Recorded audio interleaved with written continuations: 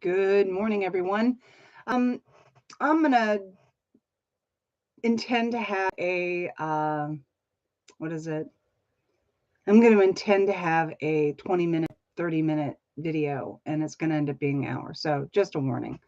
Um, so I hope everyone is doing well today. I am hanging in there myself, and I was watching a Brian Cohen, who is a kind of a news guy. He does news commentary about various uh, various people, and he did one on JD Vance. Now, JD Vance is a uh, guy that's running for the Senate. He was the author of Hillbilly Elegy, and he basically is running. Well, he's running for Senate, and he's kind of the darling of conservatives now. And I read the book some years ago, and the only thing, there was a lot of controversy about him, and I didn't really have an issue with the book. I don't know why there was controversy at the time.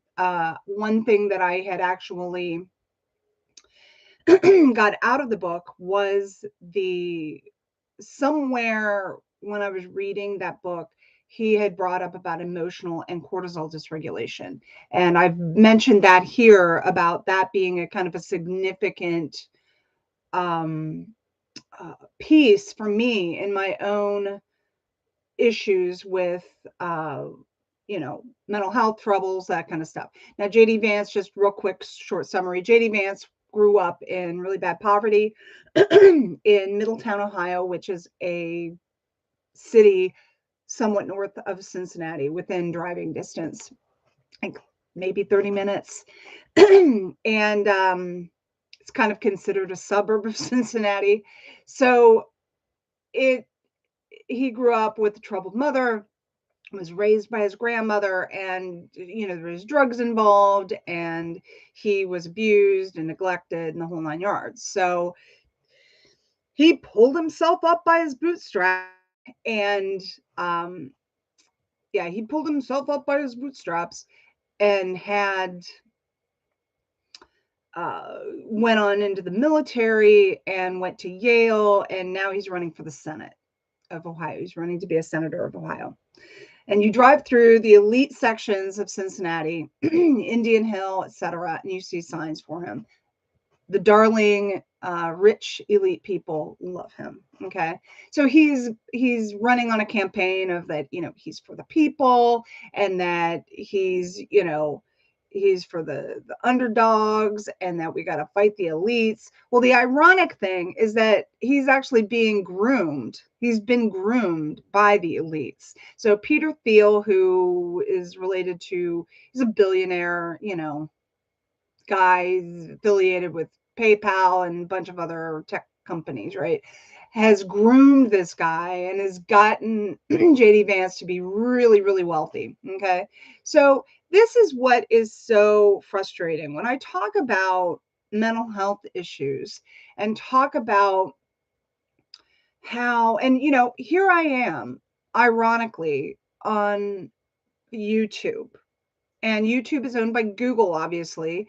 And YouTube, I've seen change majorly from a tool for the masses to something that is just being, like, you can't go outside of the algorithms that they're pushing you to, like, buy this or this content, you're going to watch this content. And they make it very difficult to do searches or to find information about useful, informative stuff. A lot of the times it's only what they want to let. So they're a big gatekeeper, and I'll get into that another day about my issues with Google. But ironically, here I am on YouTube talking to you.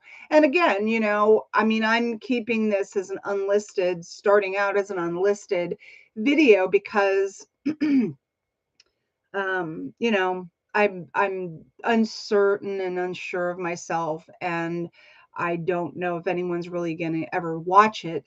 And I'm not as savvy. Ironically, as a communications major, I'm not as savvy as I should be with regards to search engine optimization and other stuff like that. So it's but going back to JD Vance, so he's being groomed by these elites. Now, it made me think about something. I talk a lot about, and this is going to be a more political, obviously, a more political discussion than anything. So if you get offended, I mean, I would hope you would stay, because I think this is really key and critical in understanding how our world works and why it works the way it does. Okay. Some people, so so I don't, I'm in the United States, obviously. I don't ascribe to any political party, honestly. I'm more liberal, and I don't make any apologies for that. And but I have removed myself so much from the typical political framework. It just, I don't believe in it anymore.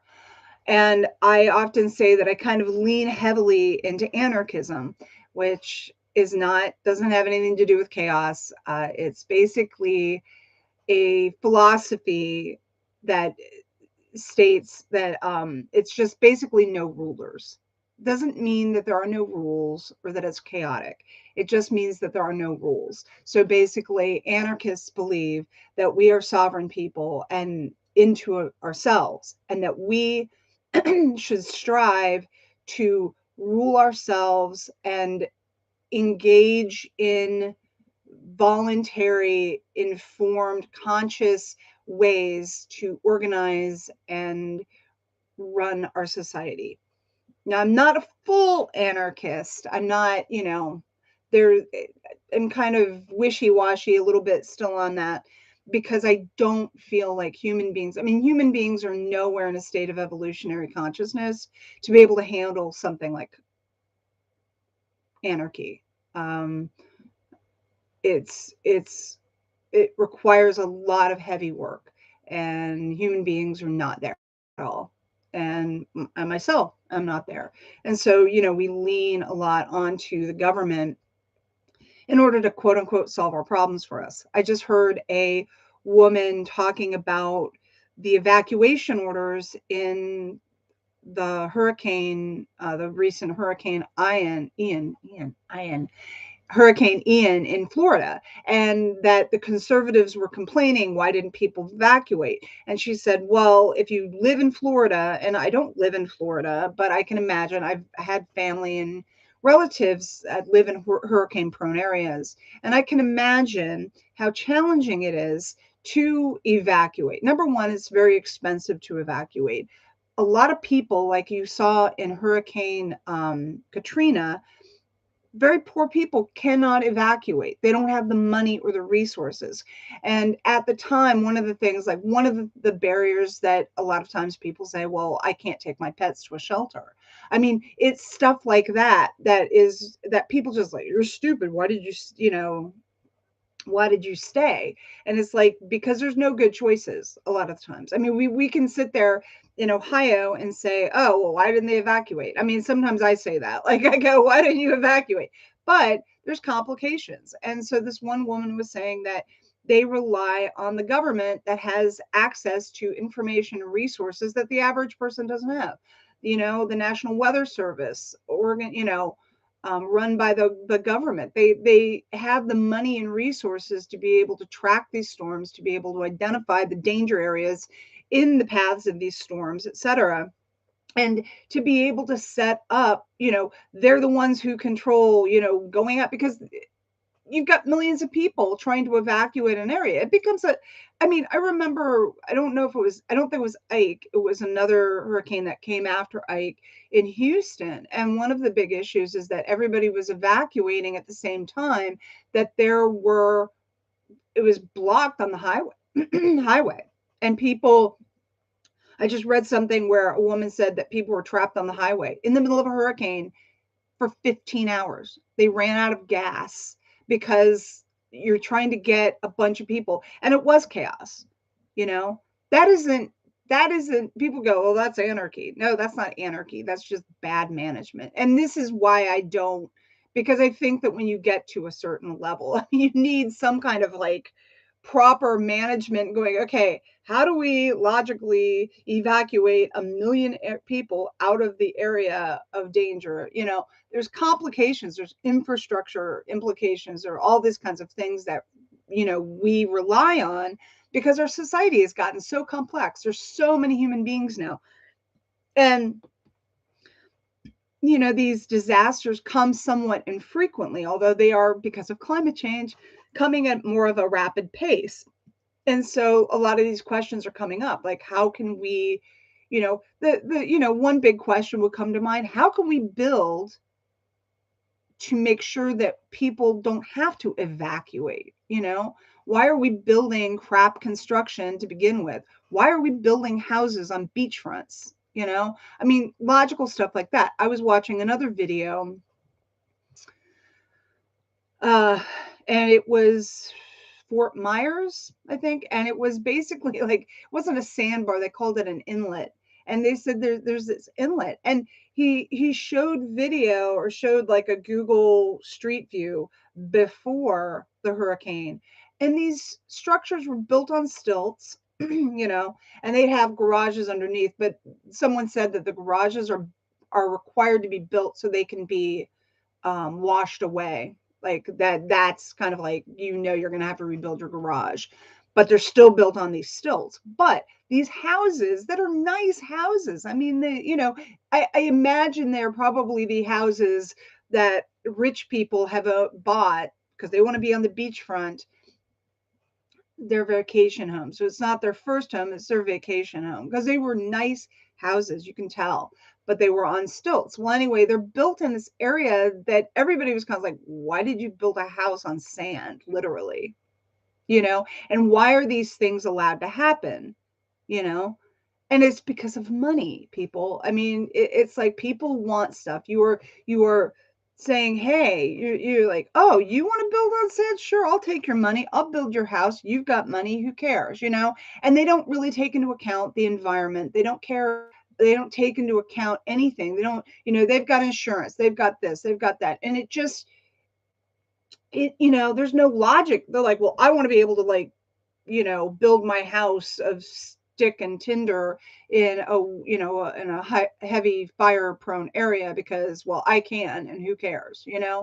Everybody is just very selfish and very greedy, and they're like, they just want to do what they want, and if they've got the money, who cares? And they don't realize that their choices, because they've got the money, trickles down to everybody else paying for their greed, essentially. So, the more you build on, and I mean, granted, yes, a lot of these places are not increasingly covered by insurance, because insurance is like, we're not making money anymore on this. Every time that your house gets knocked down, that, costs us money. And that's another thing too. I mean, conservatives complain about big government controlling, and this is it's like, I'm neutral on government. Government can be great, it can be bad. Okay. And I'm going to lead into why this whole JD Vance thing. Government can be good, it can be bad. It depends on who's in there, who's controlling things, the intelligence of people, etc. So sometimes government can be good because it is a large structure that can basically say, hey, this isn't really to the benefit of anybody. We need to make sure that we're doing this. Now, conservatives would go, oh, well, government bad. They're telling us what to do, right? But keep in mind, there's a lot of forces at play. So insurance companies make billions of dollars, but they also lose a lot of money too. So it's very tenuous. And so they've got their lobbyists going to government. And a lot of the things, I don't think people realize that it isn't necessarily the government telling you, oh, you can't do this or that.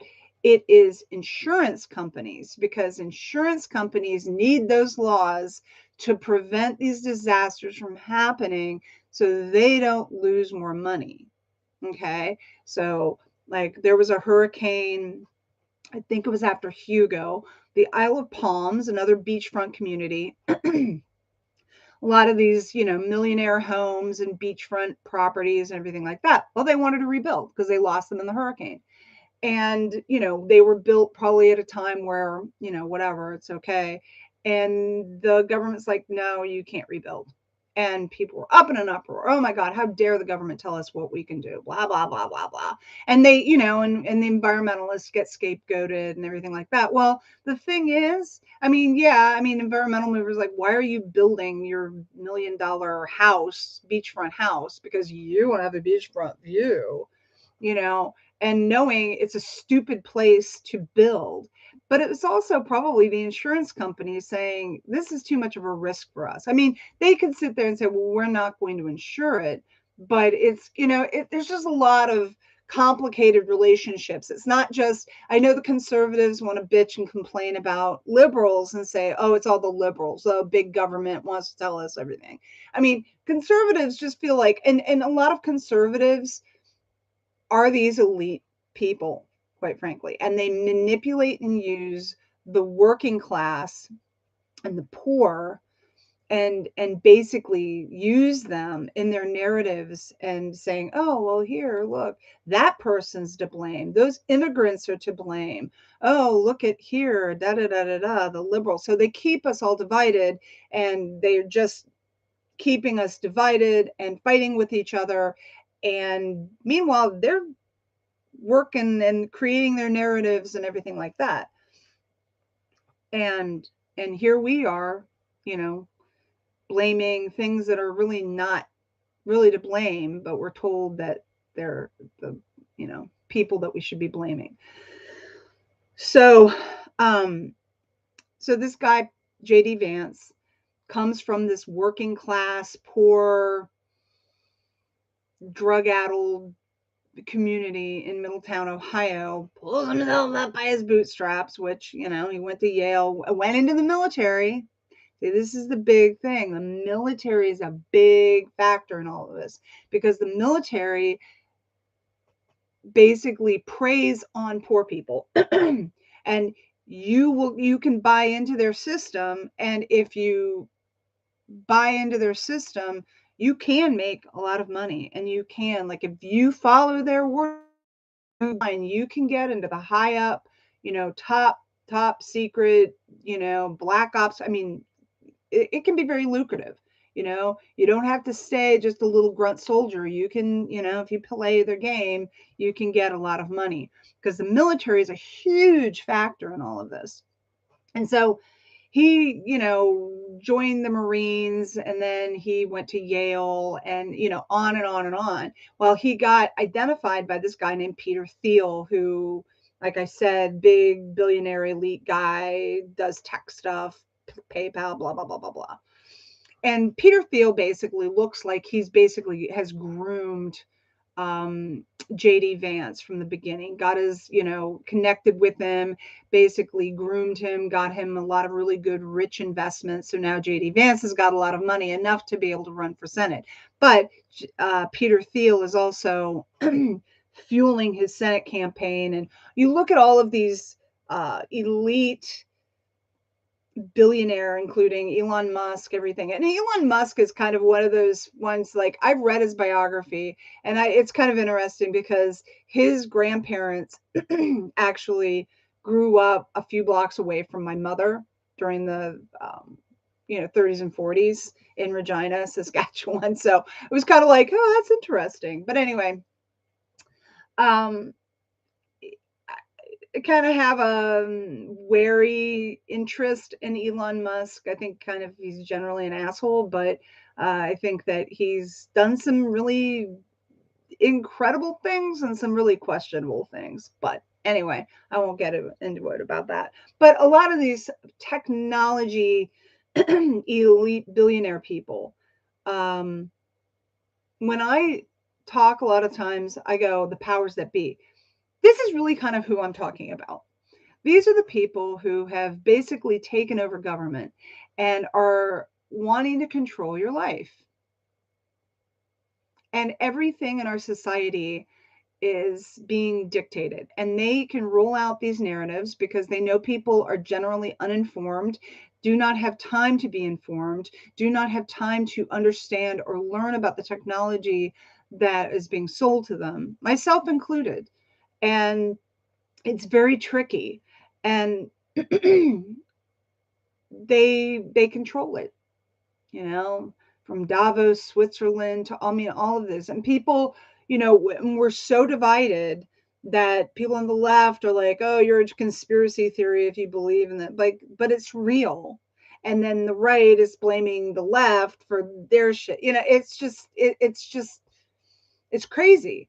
And, you know, even with the climate change stuff, people want to complain about that. Okay, people, number one, the environment is in a really, really crap shape. It just is. I mean, we have basically so polluted and toxified our planet. It's disgusting. And it may not be apparent to where you live, but it is happening. Climate change is happening. Um, but I am very wary about the whole climate change argument and narrative because I see that it has been basically hijacked by these elite billionaire tech class, essentially, and they're controlling the narrative. The bankers, the elite tech people, all that, military, all that, they have hijacked it. Their John F. Kennedy Jr. talks a lot about regulatory capture.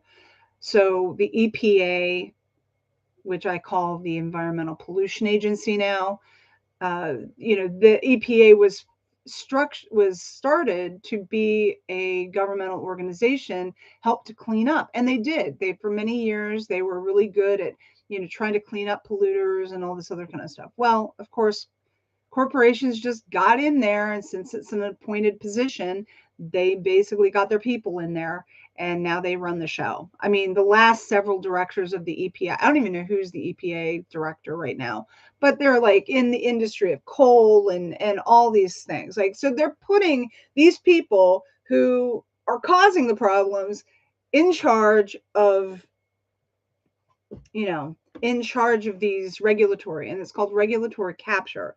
And so basically that's exactly what's happened with climate. So I don't have an issue per se with solar panels.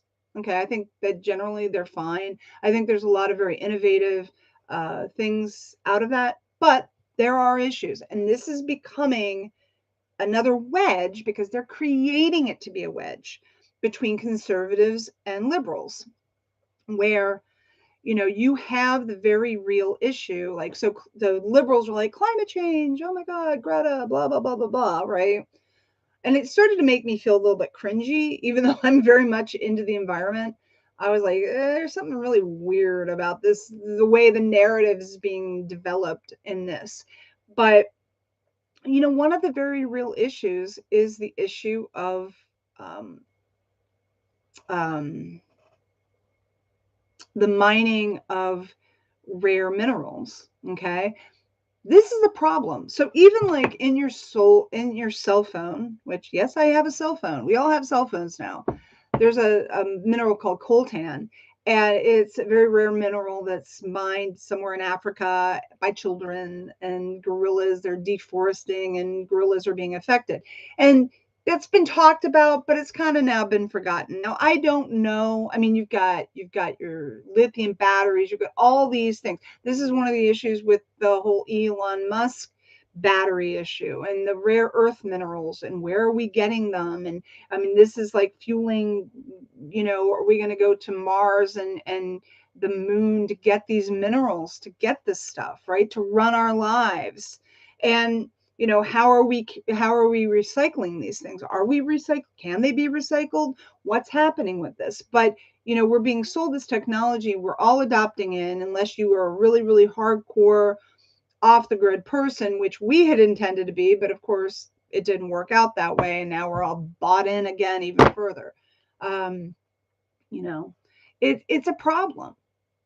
It's not as easy as you think it is, because increasingly you're being forced to pay to play. In order to be participate and get rich and survive in the society, you need to use this technology. And increasingly, a lot of them are auto pay. You get discounts for that. A lot of them don't give you a choice. They really, really put you into a wedge because they want your money. They don't want to have you have any control over it.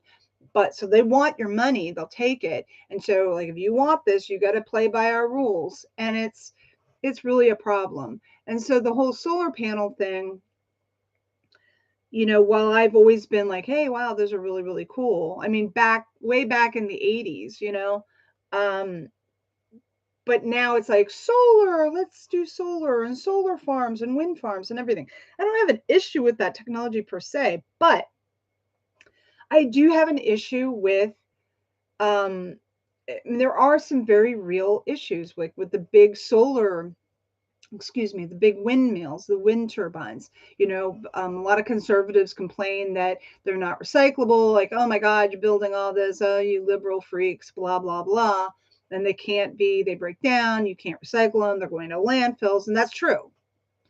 And so they don't have to be that way.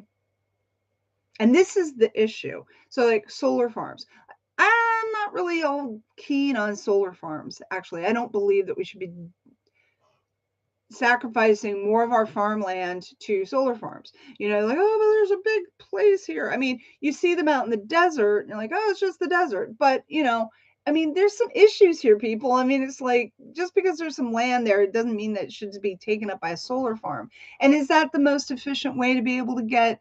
But that's the narrative that we're being sold. And we're being freaked out so much about climate change that the solutions that the powers that be that control this technology are saying, oh, here's a solution. This is what's called problem, reaction, solution. So, like, again, like I said, I believe that climate change is, I'm not a climate denier, but how this issue is being sold to people and being framed is only a vehicle in order for people to be able to make money off of you and your fear about it. So here we've got the problem, which real or imagined, this is problem, reaction, solution, real or imagined. Here's the problem. We've got climate change. Oh my God. We got this kid Greta running around, which was really freaky. Let's freak these kids out. Let's do everything instead of actually giving them real solutions. Let's freak them out. Then they're going to react, be afraid and freaked out, and oh my God, the world's ending. Here's the solution. And they've already got it all set up. They've controlled it. BP's invests in solar. I mean, the whole 9 yards. So they just needed to stall enough in order to get their little ducks in a row so they can control it, and then they sell it to you. And then they basically create this division between left and right, as they always do, because they always have to keep us fighting with each other in order to be able to keep us distracted enough in order to be able to adopt. Like, you don't have a choice. You got to do this now. Let's do this now. Let's do this now. And we're confused and we're like, well, what's going on? That kind of stuff. That's how they operate. Okay. And this is the powers that be, and the problem with the solar issue is that, like I said, I have no issue with solar, but solar is advancing. I mean, there's a lot of stuff, like they've got solar paint, they have solar tiles, like you can, roof your house with solar. So how we roll out solar and the technologies, the innovative technologies with solar, what are we being sold? We're being sold solar farms with big solar panels instead of perhaps more innovative technologies. And that includes the whole, and I know people are going to, but that's a conspiracy, because that's what you've been told. There's actually a lot of technologies. Like, there was a guy, and he was legit, and people have forgotten about him. Because why? Because the powers that be wanted you to forget about him. And because he had some weaknesses with regards to his own ego and his own mental issues and everything. So this guy basically created a perpetual motion machine, which we've all been told that is just fake. It defies the laws of physics, yada yada yada. So this guy did this, claimed it is, had physicists, had all these people come in and go, we don't know, we've checked it out, it's all. He made the rounds on the media. This is back in like the 70s, I think, 70s, 80s, early 80s. He was on the Tonight Show. I mean, he was on everything. I mean, and because people were saying, yep, I'm a physicist and I don't know how he did it. That would have been a game changer for energy. I mean, there's been a lot of like running cars off of water. every few years you see somebody going out there and saying, look, and they're on the local news and they'll say, look, I put water in the engine and it runs. And then you never hear of them again. A lot of people are like, well, it's all fake because we're told it's fake. There's a lot of stuff out there that would basically bankrupt these corporations and these companies that are selling you this energy. And I know that sounds fantastical, but we're told we're basically, sold this narrative to make us think, oh, that's just crazy. That's a conspiracy theory. Oh, that's a hoax. We're told that, okay, that's not logical, that's not, is it? Like, we all want to be logical people. We all want to be rational and logical, and we don't believe in conspiracies and everything like that. But this stuff's out there and it goes into the deep, dark hole of a memory hole, right? And so this guy got on there, had this machine that basically didn't require any extra energy to run. And there's a whole documentary that hadn't been taken off about this guy. And I didn't remember him. And he was on everything. And literally scientists and physicists checked out his equipment, everything. Like, his downfall was that he tried to patent it. And the patent office would not, for whatever reason, give him a patent for it. And he basically, because he wanted to hold on to this so much and make money off of it, that was his downfall. And he became really crazy and it just disappeared because the patent office, for whatever reason, you can't patent this, and that's really the downfall. It's like, you're not going to make money off of making no energy. And that really, the whole issue of money and greed and that almighty dollar, which is an occult symbol that is ingrained, the dollar sign, that's put into our heads. And because this whole JD Vance thing is just yet another example of the powers that be grooming certain people to sell narratives about how they care about the common people, and they don't. And they're just perpetuating this division between left and right and keeping us divided and hating each other and ignoring real problems in our society and pointing to incorrect causes for the problems or bad solutions for the problems. I mean, the issue with the solar, it's like the fact that these companies are selling this, they're going to control what you use, when you use it, how you use it.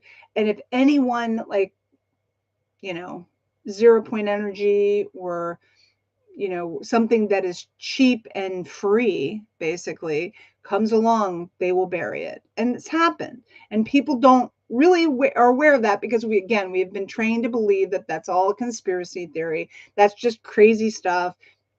That's all crazy, blah, blah, blah. And it isn't. If you actually did your research, which most people are not going to do because they don't have time and they don't care, they're just like, I've just got to do what I got to do. But we've been, and Trump was one of the great puppets to advance these assholes' agenda. Basically, they groomed this guy, this faux billionaire guy that's been in our psyche for decades, right? As this, oh, look, he's what I want to be, this gilded thing. And I don't know why it really, it's very, very sad that so many people bought into the Trump narrative. And I'm like, it was so primitive of a manipulation tactic. I'm thinking, you live in a trailer, lady. Like, you live in absolute poverty, and yet you believe that this literally gilded, quote unquote, billionaire, which he never really was, but it was like, he may have had money, but he's been through so many damn bankruptcies. His wealth has been so, it's just like an illusion, but he formed this brand around himself that people bought into, and it was just so seedy. and people bought into it, like, oh, he's this hardworking guy and everything. And I'm sitting there going, how are people buying into this?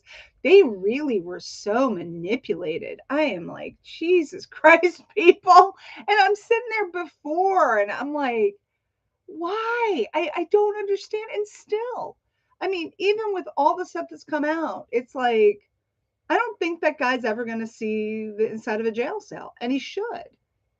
And people just continually spin and make excuses for him. And I just see more and more ignorant. I mean, there was this woman, and I'm not trying to make fun of poor people who have issues, but this woman, she dumb. I mean, I'm like, lady, are you on meth? I mean, really, really dumb, like just dumb. And we get out there and we see these people and they make fun of them and we go, hur, hur, hur, hur, hur, which is sad. I mean, in a way, it's sad, but we all laugh at these people going, oh my God, what rock did you crawl out of from?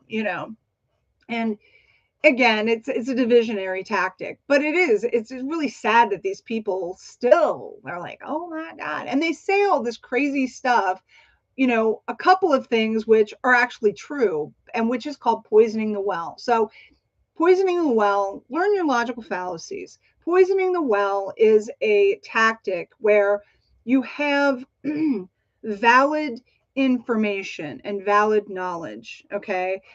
And what happens is that in order to dissuade people from believing this stuff, the real stuff, it gets dumped in with a bunch of bullshit.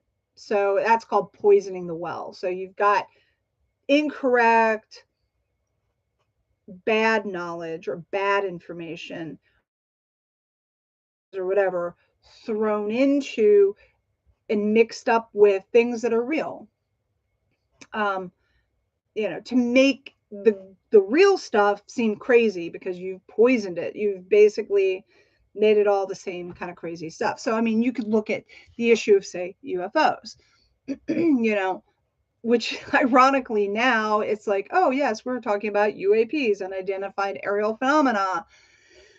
But for years, it was hidden. They're like, oh, you're one of those crazy people that believe in UFOs. So UFOs, which is a legitimate conversation to have, is now being like, I remember when the whole flat Earth thing came about, a few years before Trump did. And they were trying, and the whole questions about 9/11, or I can even pull out more legitimate conspiracies or issues. And so they invented this thing. Flat Earth is basically a psyop, and a psyop is basically a psychological operation.